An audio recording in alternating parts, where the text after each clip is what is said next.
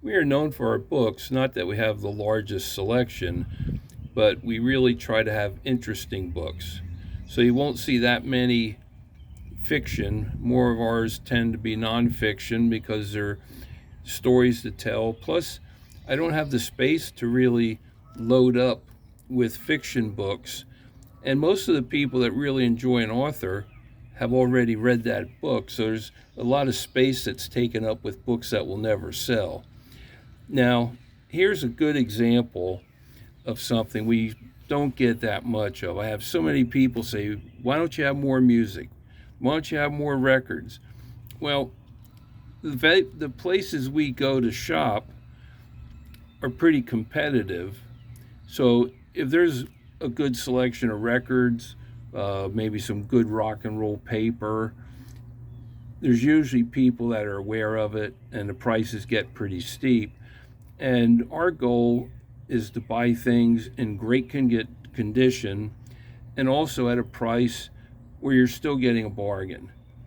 Now, this is an interesting book for somebody that's interested in old rock and roll, or if they're old as dirt like me. Bobby Hart was with partner Boyce and Hart, and they wrote a lot of songs for rock groups, especially the Monkees. And this book is written by Bobby Hart, and it's a story of him, the Monkees, and how they actually made the Monkees famous. And it has a nice foreword by Mickey Dolenz from the Monkees. So here's a good example of we do try to get things for our customers, but at the same time, condition is so important to me, and my books are usually in pretty good shape. That's why I have so many of them in plastic bags. Oops, let me get this here. I'm having trouble eyeballing this up outdoors here. But as you can see, the book is in great condition, and that's going to be a nice thing for somebody's library. Now, I'm also known for my books on Berks County history, and this is a 2-volume set, The History and Biographical Annals of Italian Americans of Berks County, Pennsylvania. And this was compiled and edited by Albert A. Stallone. He was a former attorney and a judge in Berks County. And his story is pretty interesting. From what I understand, he grew up in an orphanage, and that's usually a difficult thing to overcome. Yet, he not only managed to get the higher education to become an attorney, he also had a wonderful family. So, again, like I say, with some of the stories behind these things we have, this is a good example. So you're going to get stories about the history of Italian Americans in Berks County, which is a place where we're known for immigration. You look at the early beginnings with the Germans and the British, and it just has continued on. There were, depending on what era, the Irish. So we have a pretty interesting mix of people. And the one thing I like about Berks County, all my life I heard about America being a melting pot.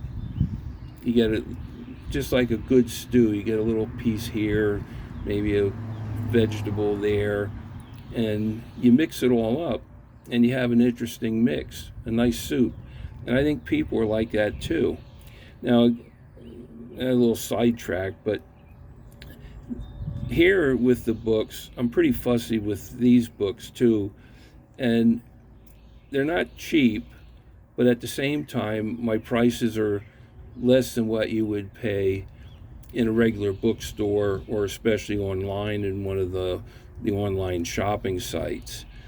Now, I'd mentioned previously with the sewing box and some things about how things might affect one person's value and enhances my value. I love to have books signed. Now, if it's just signed and numbered, that's super. If it's signed, that's super. But unlike many, if I get a book that's inscribed, and this the one volume is, as you can see, Mr. Stallone inscribed it to Alan Cathy. I don't know Alan Cathy, but it adds a little character to the book for me. And I also think they must have valued the book if they wanted the author to sign it. Sometimes you'll see someone's signature at the top of the front page, and it could have been their name so that when they lent it, they'd get it back. Maybe they just wanted to be, have their name associated with the book because they liked the book.